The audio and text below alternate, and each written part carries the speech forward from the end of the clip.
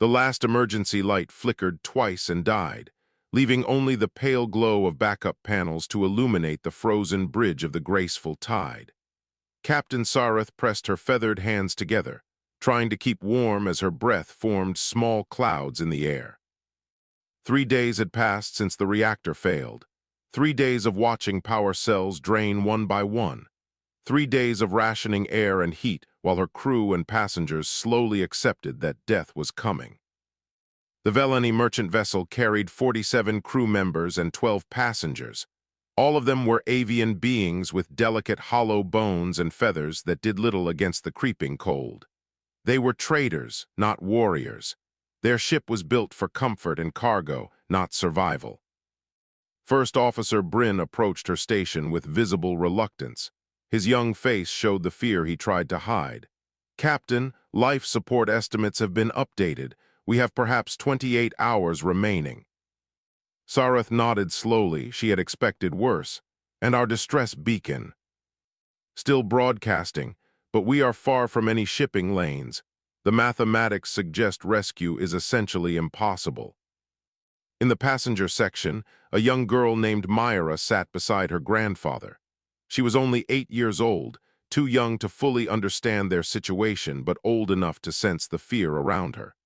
"Grandfather, are we going to die out here?" The old Velani could not answer. He simply wrapped his wings around her and held her close. Chief Engineer Dola emerged from the lower decks, her feathers stained with coolant and her expression defeated. "The reactor containment failed due to a manufacturing defect. I have done everything possible, Captain. Without replacement parts, I cannot restore power." "You have done well, Dola. No one blames you." Sareth looked around her bridge at the crew who had served her faithfully for years. They deserved better than this. They deserved to see their families again. She made a difficult decision. Reduce oxygen allocation by another 15%. We extend our window as long as possible. The hours crawled past. Frost began forming on the interior walls. The passengers huddled together in the common area, sharing body heat and what little hope remained. Some prayed to gods they had not thought about in years. Others simply stared into the darkness and waited. Then the communications console made a sound no one expected, a response signal. Bryn nearly fell from his chair in surprise. "Captain, someone has answered our beacon." Sareth rushed to his side. "Who? What vessel?" Bryn's feathers flattened against his skull as he read the transmission data. "The signal uses unfamiliar protocols. I am attempting to translate." His eyes widened. "It is a human vessel." The bridge fell silent. Every Velani knew stories about humans. They came from a brutal world of constant danger. They were predators who had clawed their way to the stars through violence and stubbornness. The galactic community whispered about them in cautious tones. "Are you certain?" Sareth asked. "Yes, Captain. They identify themselves as the UNS Resolute, a military destroyer." A warship? Sareth felt her hearts beating faster. She had never met a human in her 40 years of service. Everything she knew came from rumors and warnings passed between traders at distant stations.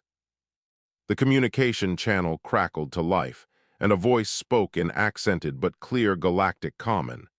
"Velani vessel Graceful Tide, this is Commander Addisar of the UNS Resolute. We have received your distress signal. What is your situation?" Sareth hesitated for only a moment before responding, dying slowly in the cold or taking a chance with humans. The choice was obvious. "Commander, our reactor has failed completely.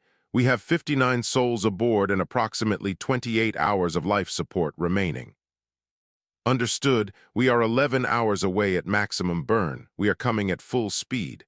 Can you hold that long?" 11 hours. Sareth looked at Bryn, who quickly recalculated. He nodded. They would be cold and miserable, but alive. "We can hold, Commander. But why would you push your vessel so hard for strangers?" There was a brief pause before Addisar responded. Her voice carried a warmth that seemed strange coming from a species known for war. "Because you need help, Captain. That is reason enough. Resolute out." The channel closed. Sareth stood motionless, processing what had just happened.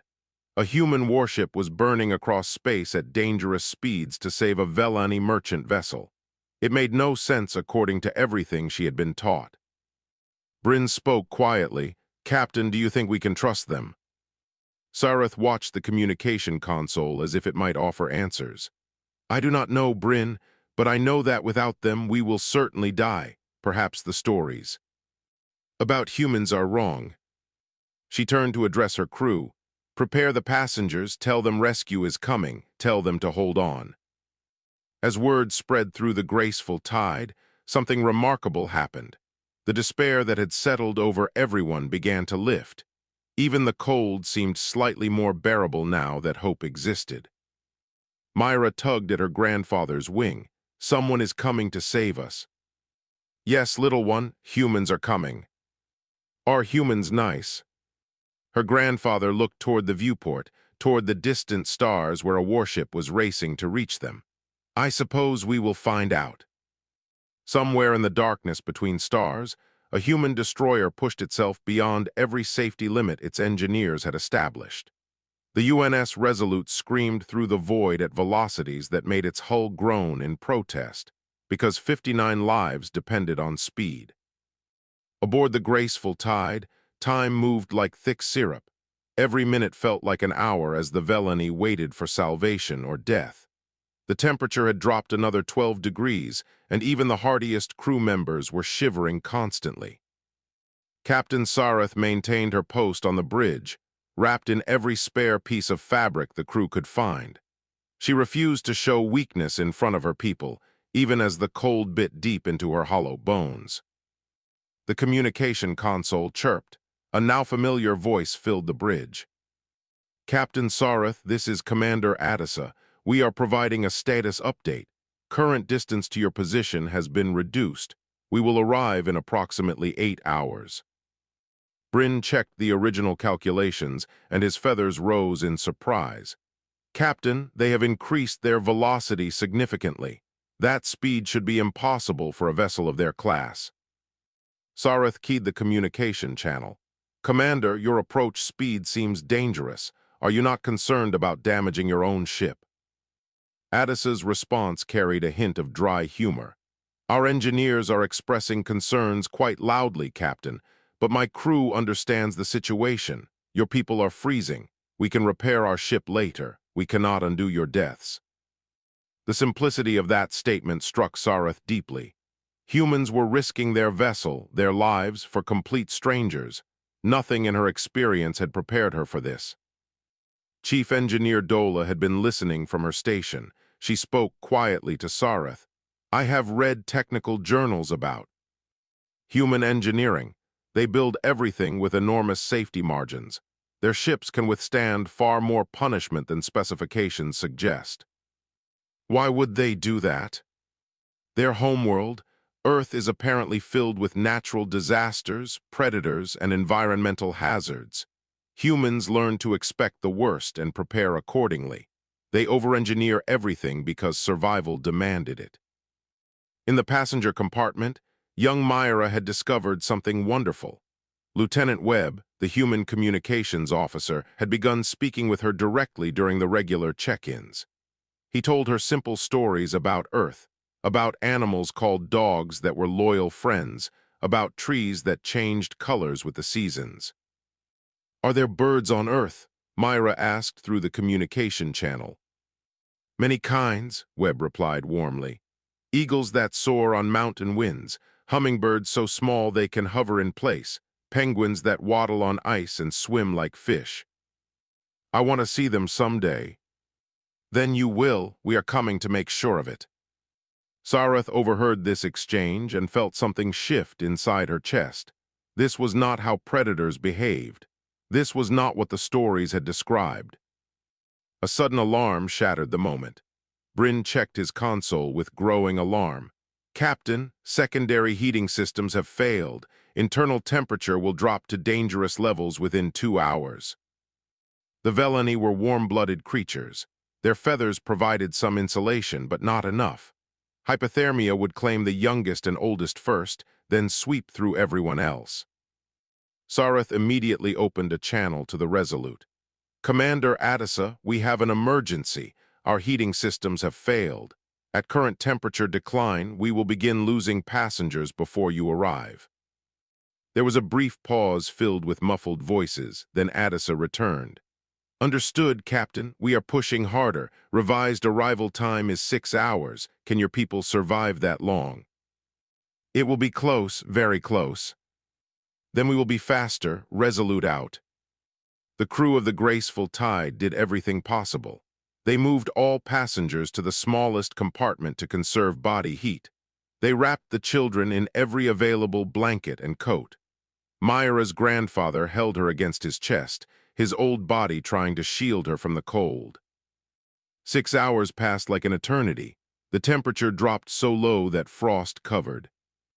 Every surface, breathing hurt, moving hurt, even thinking became difficult as the cold seeped into Velani minds.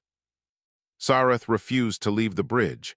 She watched the sensors with frozen determination, waiting for the moment that would determine whether her people lived or died. Then Bryn spoke, his voice cracking from cold and emotion. "Contact, the Resolute has dropped out of faster-than-light travel. They are directly beside us." Sareth forced her stiff body to the viewport. Through the ice-covered glass, she saw the human warship for the first time. The UNS Resolute was not beautiful. It was covered in scorch marks from battles past, dents from debris impacts, and patches where repairs had been made hastily. This vessel had seen violence and survived. It had fought and bled among the stars. Yet it had come racing across the void to save strangers. As docking clamps engaged and airlocks aligned, Sareth realized she was about to meet humans face to face. Part of her still feared what might come next. But a larger part of her simply felt grateful. The airlock hissed open and warmth flooded into the frozen corridor like a blessing from forgotten gods. Behind that warmth came the humans. Captain Sareth had prepared herself for this moment, but preparation proved insufficient. The humans were larger than she expected, moving with the fluid grace of creatures born to hunt. Their bodies radiated heat that the freezing Velani could feel from several meters away. The first human through the door was massive, with dark skin and shoulders broad enough to fill the corridor. His uniform identified him as Chief Petty Officer Rowe. Behind him came others carrying equipment, medical supplies, and portable heaters. Rowe surveyed the shivering Velani crew and immediately pulled off his own thermal jacket. Without a word, he draped it over the nearest crew member, a young female whose feathers had turned pale from cold. Other humans followed his example, stripping away their own warming garments and wrapping them around the frozen aliens. "Get those heaters active," Rowe commanded. His voice was deep but surprisingly gentle. "Priority to the passenger section, kids and elderly first." A human female with kind eyes and steady hands moved through the group. Her uniform marked her as Dr. Nadia. She worked with remarkable speed, checking vital signs and administering treatments to the worst cases. "This one needs immediate warming," she called out, gesturing to an elderly Velani male who had stopped shivering, a dangerous sign. Two humans lifted him carefully and carried him toward the airlock. Commander Adisa entered the Graceful Tide personally. She was shorter than her crew members but carried herself with unmistakable authority. Her dark eyes swept across the scene, assessing and organizing simultaneously. Young Myra broke free from her grandfather's wing and approached the commander without fear. Every adult Velani tensed, but the child simply looked up at the human and spoke. "Thank you for coming to save us." Adisa's stern expression softened completely. She knelt down until her eyes were level with Myra's. "You must be the brave girl who talked to Lieutenant Webb. He said you wanted to see the birds of Earth." "Yes, especially the penguins." "Then we will make sure you get that chance." Adisa smiled warmly. "I promise you everyone here is safe now." Captain Sareth approached slowly, her frozen joints protesting each movement. "Commander Adisa, I am Sareth, captain of this vessel. I cannot adequately express our gratitude." Adisa rose and offered her hand in the human greeting gesture. Her palm was remarkably warm against Sareth's cold feathers. "No gratitude necessary, Captain. This is simply what we do." Engineer First Class Patel had already descended to the reactor room with Dola. His assessment came quickly through the communication system. "The reactor is beyond field repair. We will need to tow the graceful tide to a station for proper work." "Understood," Adisa replied. "Begin preparations for towing. We move everyone who needs medical attention to the Resolute immediately." The evacuation proceeded with impressive efficiency. Humans carried Velani who could not walk, guided those who could, and somehow maintained constant conversation throughout. They asked about families, about homes, about favorite foods. They treated the rescue not as a burden but as something natural and right. Ro lifted Myra's grandfather as if the elderly Velani weighed nothing. "Easy there, sir. We have got you, warm beds and hot food waiting on our ship." "Why," the old Velani asked weakly, "why do this for strangers?" Ro smiled. "My grandmother used to say that strangers are just friends you have not met yet. Seemed like good wisdom to me." Half of the passengers had been transferred when the sensors screamed a warning. Bryn, still at his post despite the cold, checked the readings with growing horror. 3 vessels dropping out of FTL. Configuration matches Korath Raider ships. Every Velani who heard the announcement felt terror grip their hearts. The Korath were reptilian predators who terrorized this region of space. They took cargo, they took ships, and they took prisoners to sell as slaves. Sareth's voice trembled. "We are helpless. The graceful tide cannot run or fight." Commander Adisa's expression transformed completely. The warmth vanished, replaced by something cold and hard. She tapped her communication device. "Resolute battle stations, we have hostile contacts. All rescue personnel continue operations. We do not abandon our mission." Ro and the other humans kept working as if nothing had changed. They continued carrying passengers, treating wounds, setting up heaters. But Sareth noticed that each of them now moved with a different energy. These gentle rescuers had become something else. Through the viewport, she watched the 3 raider vessels surround them.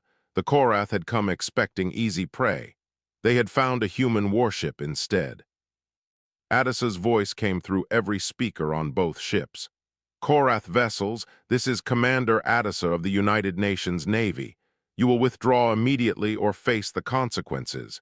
This is your only warning." The response was laughter broadcast across all frequencies. The raiders did not yet understand what they had encountered. But they would learn. Raider Captain Vorsk considered himself a veteran of countless successful attacks. His 3 ships had terrorized the Korath expanse for 15 years.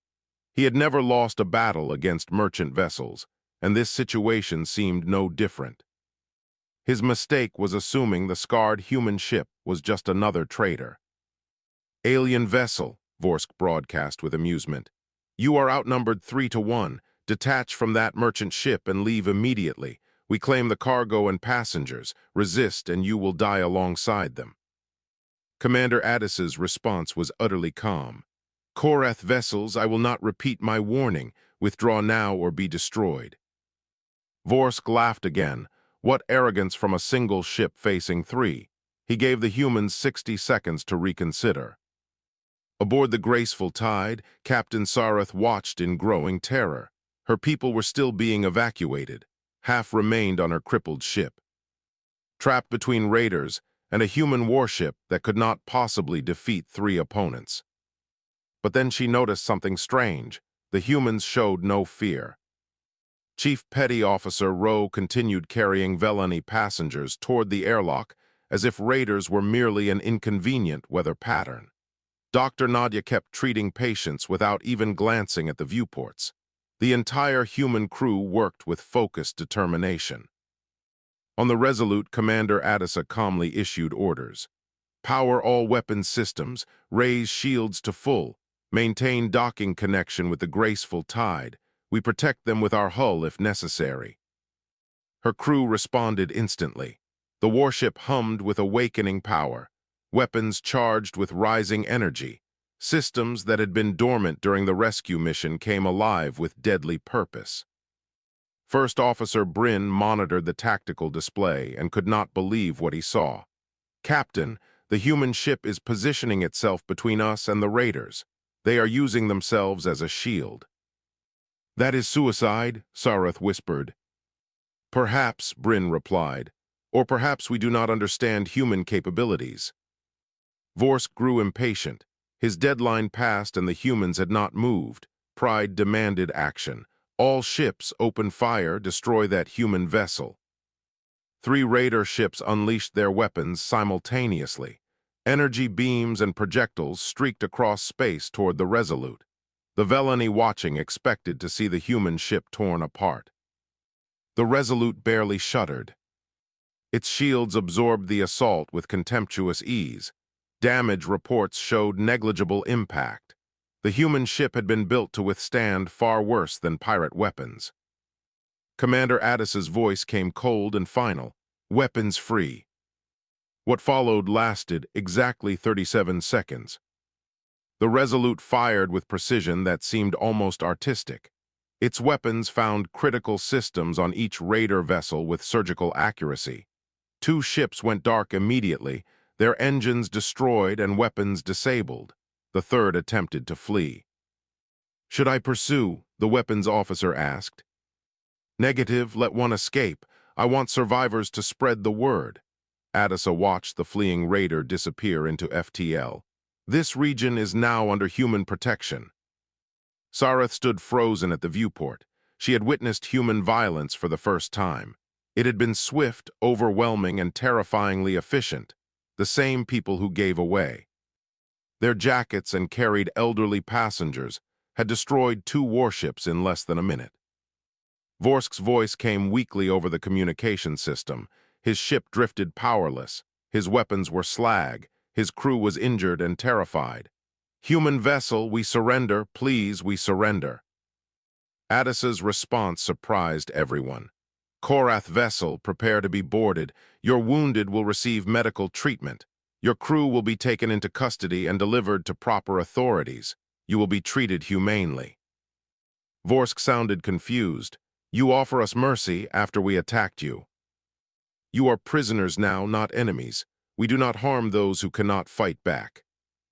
The Velani passengers who had witnessed the battle stared at the humans with new understanding. These beings could have destroyed the raiders completely. They could have killed every Korath aboard those ships. Instead, they disabled the vessels with precise strikes and offered surrender terms. Rowe finally paused in his evacuation work. He looked at a young Velani male who had watched the battle with wide eyes. "Sorry about the excitement. We try to avoid violence when possible, but sometimes bad people make that difficult." "You could have killed them all," the Velani said. "Yes, but killing is easy. Showing mercy takes real strength," Rowe shrugged. "Besides, those raiders have families too. Maybe some of them will choose a different path after this." Captain Sareth approached Commander Addisa as the situation stabilized. "I thought I understood humans from the stories. I was wrong about everything." Addisa turned to face her. The cold warrior was gone, replaced again by the compassionate officer who had raced across space to help strangers. "Stories rarely capture the truth, Captain. We are neither angels nor demons. We are simply people who believe certain things are worth protecting." "What things?" Addisa gestured toward the passengers being helped through the airlock. Myra was there, holding Rowe's massive hand as he guided her to safety. "Them, you, everyone who needs help and cannot help themselves, that is worth any risk." The evacuation resumed. The raiders were secured, and Sareth began to understand why the galaxy whispered about humans with such uncertain tones. They were not simple creatures. They were protectors who could become destroyers in a heartbeat, and that made them the most valuable friends imaginable. 3 days after rescue became reality, the UNS Resolute approached Way Station Amber with a crippled merchant vessel in tow and 59 grateful souls aboard. The Velani passengers had been given quarters, warm meals, and more kindness than they had ever expected from the species the galaxy feared. Captain Sareth walked the corridors of the human warship and saw things that changed her forever. Memorial plaques lined one hallway, each bearing a name and a date. She stopped before them and read the inscriptions. Lieutenant David Park, lost during rescue operations in the Andros Nebula. Ensign Rita Okonkwo gave her life protecting civilian evacuation at Station 12. Commander James Whitfield died ensuring safe passage for refugee convoy. Humans had been dying to save strangers long before today. Commander Addisa found her there. Those are our honored dead, good people who believed some things matter more than survival. How many? On this ship alone, 17 over the past 8 years. Addisa stood beside her, studying the names. Every one of them made a choice. They could have saved themselves. They chose to save others instead. Sareth felt moisture gathering at the corners of her eyes. Why? Why do humans sacrifice themselves for beings they have never met? Addisa was quiet for a long moment. When I was young, my brother and I were traveling with our parents. Pirates attacked our transport. There was no warship nearby, no rescue coming. My brother died in my arms while I screamed for help that never arrived. I am sorry.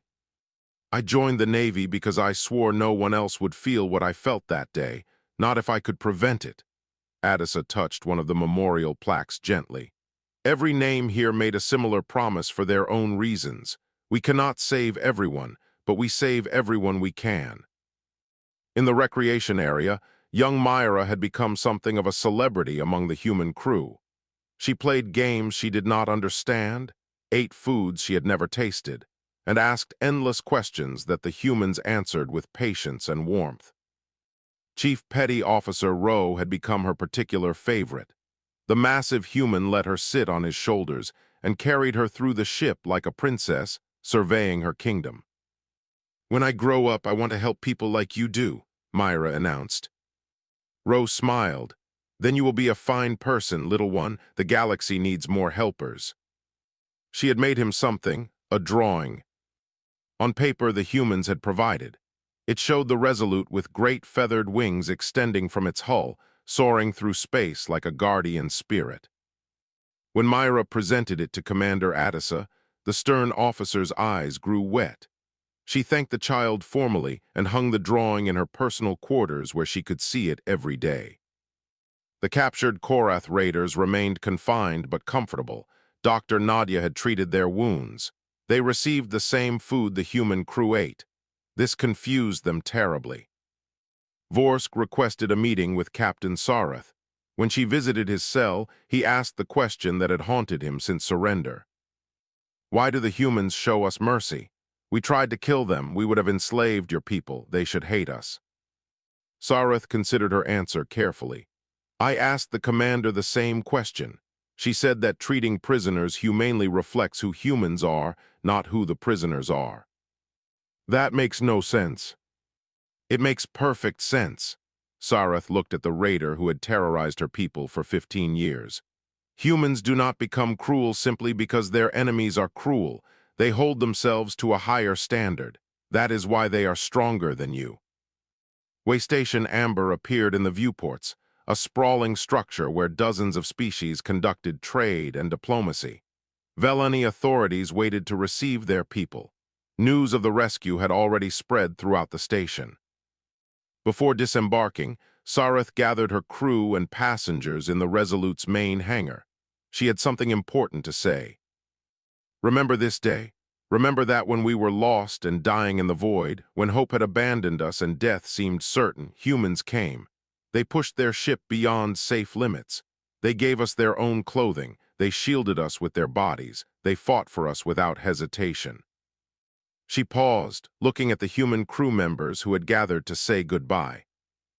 I was taught to fear humans. I was told they were dangerous predators. This is true. They are dangerous. But they are dangerous to those who prey upon the helpless. To everyone else, they are the answer to prayers whispered into the uncaring void. Myra ran to Rowe and hugged his leg fiercely. Will I ever see you again? He knelt and met her eyes. If you ever need help, call for humans. Someone will always answer. That is our promise to the galaxy. The Velani departed to the station. Families were reunited. Tears were shed.